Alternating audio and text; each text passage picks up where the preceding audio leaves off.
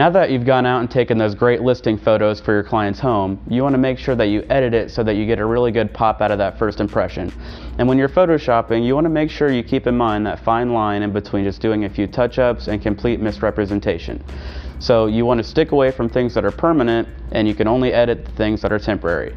For example, you can't edit out a power line over the house that some clients may find annoying, but you can edit out that cloudy, overcast sky for a sky with maybe a little bit more sunlight.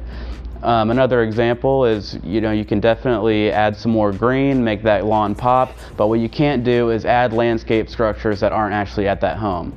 You can improve the visual appeal of it, but you cannot change any permanent aspects of that home.